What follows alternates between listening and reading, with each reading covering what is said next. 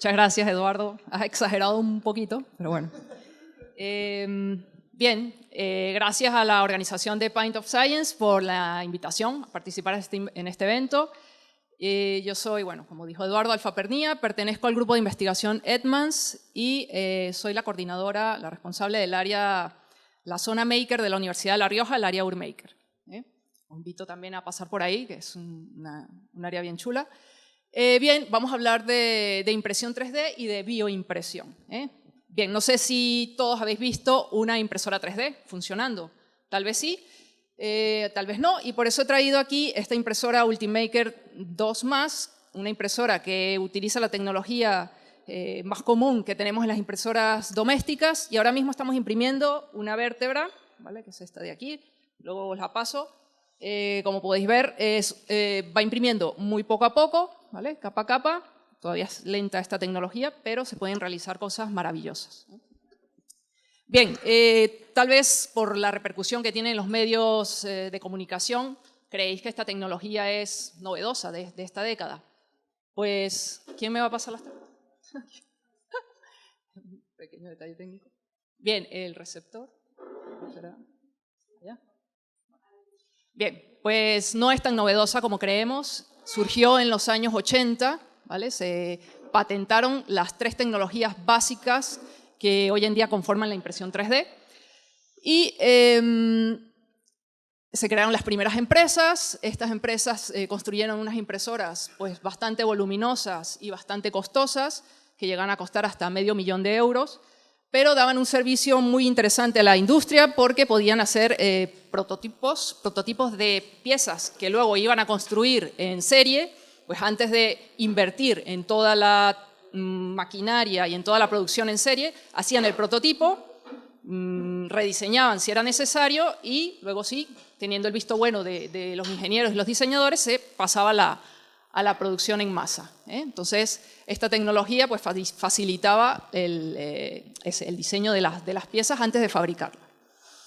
Bien, sin embargo, bueno, hoy en día siguen existiendo estas empresas, sobre todo estas 2 últimas, y ofrecen los servicios de prototipado. En el 2004 quisimos hacer un sistema nuevo para la industria del vino y mandamos a imprimir esta pieza en la tecnología SLA y esta pieza costó 500 euros. Entonces era la impresora costosa y las piezas, si las solicitábamos a una de estas empresas, también eran bastante costosas.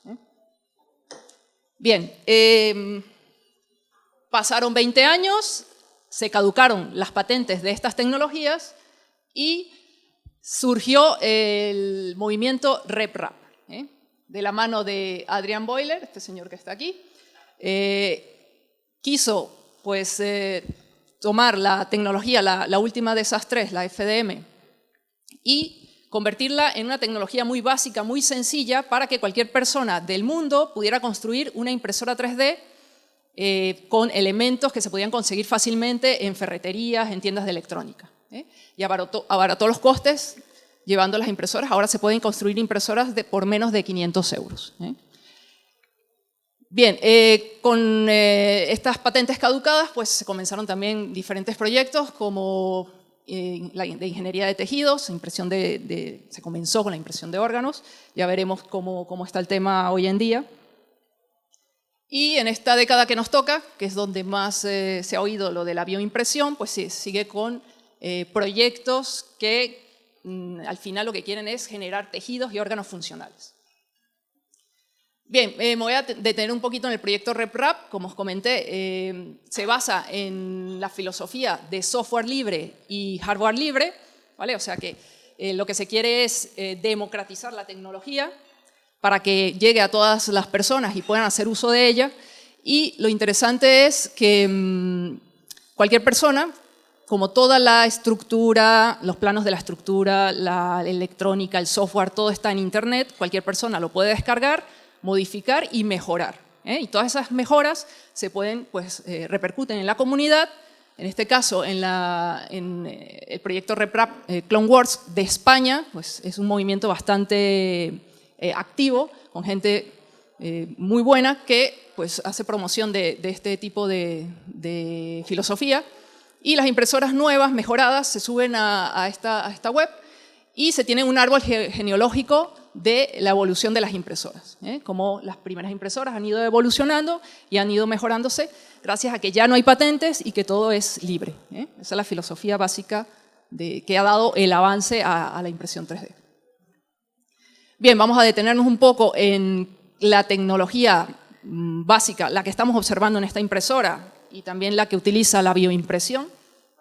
Y es básicamente llevar un filamento por aquí, a ver si me deja esto. Bien, tenemos el filamento en estado sólido y a través de esto que se llama extrusor, pues se calienta ese filamento y se hace pasar por una boquilla y de esa manera poder ir imprimiendo capa a capa cualquier pieza tridimensional. Así como imprimimos en una impresora de papel en 2 dimensiones, pues podemos imprimir, en este caso, en 3 dimensiones. Aquí vemos pues, esta cabeza del Batman. Partimos siempre de un modelo en ordenador que se hace pasar a través de un software que se llama laminador, que me va a hacer las capas que va luego a ir imprimiendo la impresora, y aquí tenemos el resultado. Se notan, en la mayoría de las piezas impresas, se notan esas capas horizontales, que es por cómo se va fabricando la pieza, de abajo hacia arriba. Bien. Bueno, pero hemos venido aquí a hablar también de bioimpresión. Entonces, ¿cuál es el origen o la necesidad de la bioimpresión? Pues una de las necesidades es que la lista de espera de órganos, aquí tenemos una estadística de Estados Unidos y vemos cómo la lista de espera de órganos para trasplantes se ha ido incrementando año a año. Esto se puede traducir a nivel mundial de la misma manera, y los trasplantes efectivos hechos pues distan bastante de la cantidad necesaria a cada año. Tenemos aquí el número de donantes, 15.000, y en la lista de espera estarían 122.000 para el 2015 en Estados Unidos. Entonces hay una necesidad de órganos para poder ser trasplantados.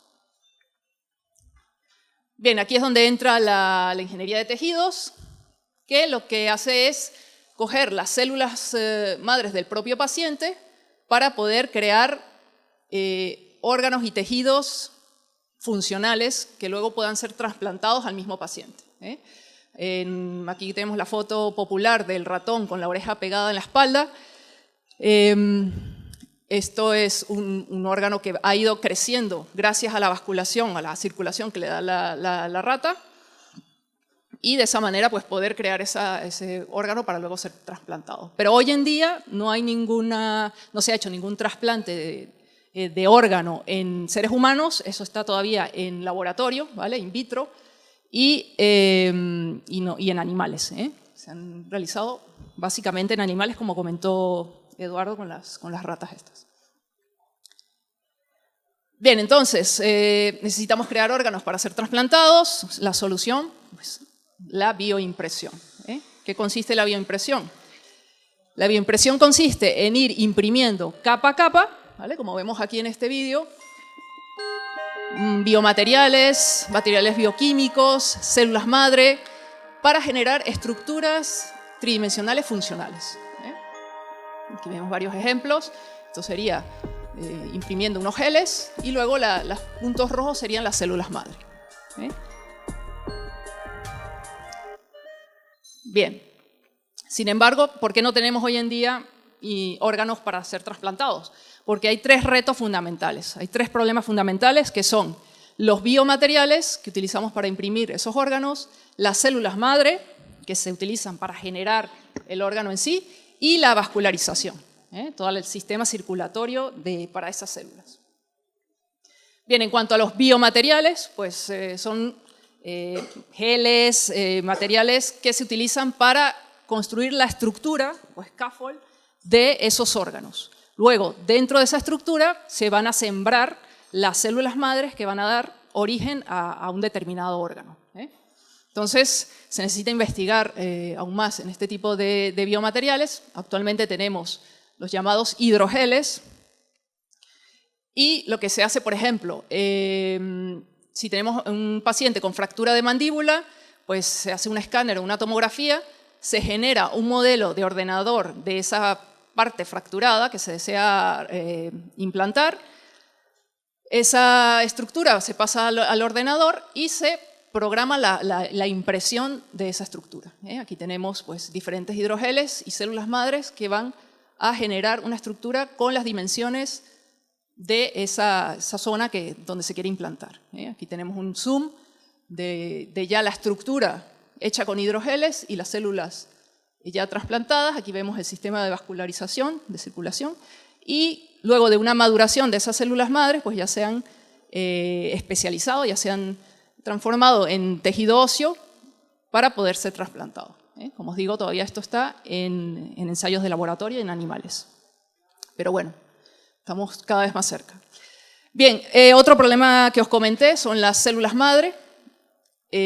Las células madre son bastante difíciles de conseguir y generalmente se encuentran en la médula ósea, en la grasa y en el cordón umbilical. Por eso está ahora de moda pues, guardar el cordón umbilical de los niños por si en un futuro pues, se necesitan esas células madre. Pero bueno, como adultos también tenemos células madres adultas en forma de grasa. Entonces, luego de una liposucción, pues no tiréis esa grasa, la guardáis y os va a servir para generar algún órgano importante que en un futuro falle.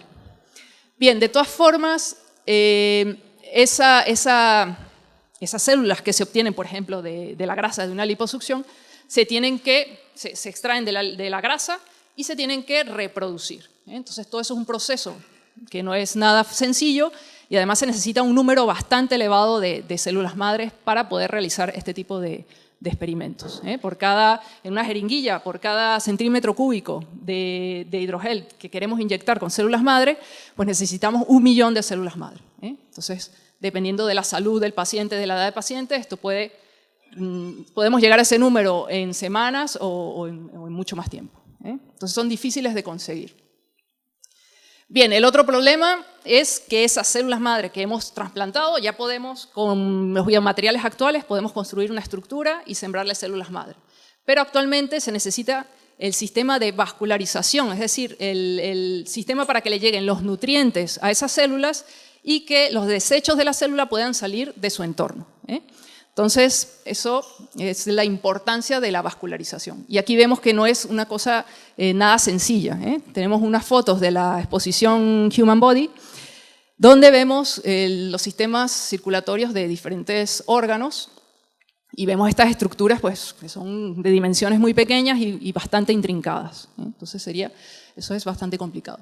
Hoy en día lo que se hace es imprimir las estructuras, sembrar las células madres y crear un circuito de entrada-salida de fluidos para poder, dentro de estos recipientes que tienen presión controlada, temperatura controlada, inyectar a esas estructuras un fluido que sirva como el sistema circulatorio, para que le lleguen los nutrientes y salgan los desechos. Entonces, recrear a través de bioreactores, que es como se llama esto, el ambiente de la célula. Bien, aquí tenemos el vídeo anterior donde se veía que se estaba imprimiendo esa estructura y esa estructura tiene entradas y salidas. Por aquí entra el fluido, por aquí sale y se crea la circulación, como la circulación de la sangre alrededor de las células y permite su supervivencia, su especialización y su supervivencia. Aquí vemos ya las células vivas, el conteo de células vivas exitosas. Bueno, estos son los dos institutos que están trabajando ampliamente en esa investigación. Otra forma de hacer vascularización es coger el órgano que se desea imitar o imprimir esa vascularización, hacer una tomografía, generar un modelo en ordenador, ese modelo pasarlo por el software laminador y crear una estructura impresa con material soluble de esa vascularización. Este material se introduce en un hidrogel, ¿vale? Y ese material se disolvería, desaparecería y nos quedarían solamente las cavidades del sistema circulatorio. Entonces, de esa manera podríamos obtener la vascularización de ese órgano. Bien, ¿qué se está haciendo actualmente en la Universidad de La Rioja? Pues estamos buscando alternativas a las bioimpresoras comerciales. Las bioimpresoras comerciales son muy precisas, tienen muchas ventajas, pero son muy costosas. Además, otra ventaja que tienen es que son cerradas, son sistemas cerrados donde el investigador no puede meter mano para modificar alguna funcionalidad de esa impresora y adaptarla a su investigación.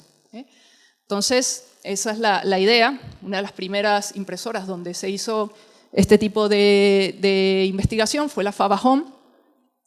Y actualmente en la Universidad de La Rioja, en conjunto con la Universidad de Helsinki y la Universidad de Estudios Médicos de la Mujer de Tokio, se están desarrollando bioextrusores universales para ser implementados en impresoras open source. Y de esa manera, pues, poder ampliar el rango de funcionalidad que tienen los investigadores a la hora de hacer estas investigaciones. Bien, aquí tenemos una de las personas más activas en la Universidad de La Rioja en este tema. Aquí nombro los demás colaboradores, Andrés San, Carmen Escobedo, son de otras universidades. Y he puesto la foto de Enrique porque está aquí en sala y cualquier pregunta difícil se la hacen a él, está ahí atrás. Aquí vemos su extrusor universal en funcionamiento. Es un extrusor que tiene muchas ventajas con respecto a los extrusores actuales porque controla la presión a través de neumática, controla la temperatura a través de calefactores, puede aumentar la temperatura o bajarla según las necesidades. Y aquí vemos el resultado de un experimento con su extrusor universal, donde las células verdes son las células que han sobrevivido, las células madres diferenciadas ya que han sobrevivido, y las rojas son las células muertas. Entonces, la tasa de éxito se ve que es bastante buena. Bien, ¿qué tenemos hoy en día en bioimpresión? Tenemos empresas que ofrecen el servicio de construir tejidos funcionales para el testeo de fármacos. Entonces, en vez de coger ratas o monos, pues se pueden probar esos nuevos fármacos en estos tejidos bioimpresos. También tenemos órganos para ensayos de cirugía. Aquí en Logroño, la empresa 3D Prototype ha creado este órgano que no es funcional, pero esto es un hígado que permite ensayar la cirugía para la extracción de un cáncer, ¿vale? Un tumor cancerígeno, antes de ir a quirófano y hacer la cirugía en el paciente. O sea, esto sería otra utilidad que podemos utilizar hoy en día. Y otra investigación que está bastante fuerte en estos momentos es la creación de órganos en chips. Aquí tenemos un órgano en chip que simula las fibras del corazón, los latidos del corazón. Vamos a ver un vídeo más adelante sobre eso. Injertos óseos, también veremos un vídeo más adelante, válvulas de corazón, etc. Pero hoy en día solo a nivel de laboratorio y en pruebas con animales. Bien, esto sería el órgano en chip, organs on a chip. Aquí tenemos el sistema impreso que simula los latidos del corazón, aquí lo veis. Estas serían las fibras, los músculos del corazón que se quieren imitar, ¿vale? Que tienen esa propiedad de latir. Vamos a ver la imagen siguiente. Aquí vemos los latidos de esas fibras musculares. Y aquí vemos el chip impreso que imita a esos latidos del corazón. Se utilizan 6 tintas biológicas, una precisión muy grande. Aquí vemos, estas son investigaciones que han desarrollado en la Universidad de Harvard y en el Instituto Weiss, que habíamos visto anteriormente. Y aquí vemos el electrocardiograma de ese chip. Entonces podemos probar en ese chip fármacos o tratamientos médicos antes de pasar al paciente. Vamos a ver cómo imprime totalmente. Esto es cámara ultra rápida. Hidrogeles y el chip. Bien. Y esto sería la fabricación de injertos óseos. Se escanea la vértebra que se desea reparar, se construye un modelo CAD de la zona que queremos fabricar. Aquí se está imprimiendo con un hidrogel la estructura, los scaffold. Y aquí se están imprimiendo las células madre en esa estructura. Luego de un proceso de maduración de esas células madre, pues se crea ese tejido óseo que luego será implantado. Aquí vemos la tasa de éxito de ese experimento y ya la vértebra creada artificialmente para ser implantada. Bien, en el futuro, ¿qué se espera? Pues se especulan muchas cosas. Primero, el fin último, que es la impresión de órganos para ser implantados en pacientes humanos. ¿Vale? La ventaja sería que para crear esos órganos se utilizarían las mismas células madre del paciente, por lo tanto el rechazo de ese órgano sería nulo. Luego, órganos también impresos, que no necesariamente tienen que tener la forma de un órgano, sino estructuras tridimensionales que semejen al órgano para el testeo de fármacos. Y luego también se especula con la impresión in situ de tejidos. Entonces, tener en el mismo quirófano un escáner que escanee la zona dañada, en este caso tenemos aquí la zona de la pierna, la escanea, se trata a través del ordenador y se pasa a esa información a una impresora 3D, que va a imprimir justo en las zonas necesarias el tejido de piel que necesita el paciente. Y otra especulación de este señor, Christopher Barnard, dice que en el futuro los adolescentes se van a escanear la cara para tener ese modelo tridimensional y cuando envejezcan van a ir a una cirugía estética donde a través de un láser se les va a remover pues, todas esas zonas donde están las arrugas y se le va a imprimir un tejido que se asemeje a ese escaneo en 3D que se hizo cuando era adolescente. Entonces, entre órganos nuevos, cara joven y todo esto, pues nunca vamos a envejecer, o eso parece.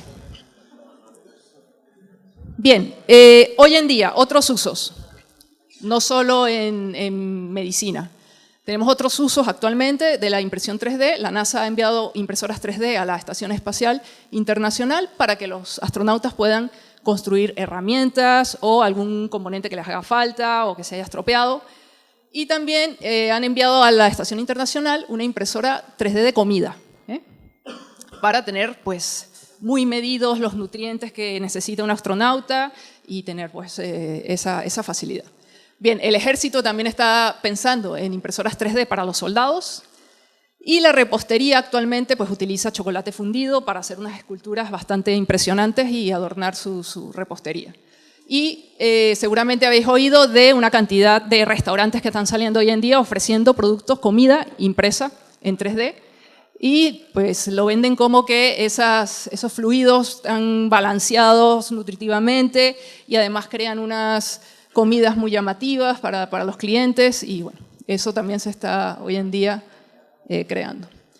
Bien, eso es y quería aprovechar la repercusión internacional de esta charla para enviar un saludo a mis compatriotas venezolanos que están luchando por un país mejor y no quería perder la oportunidad, o sea que me permitís enviar el saludo. Y bueno, gracias por vuestra atención y si tenéis alguna pregunta, aquí estoy y está Enrique allá.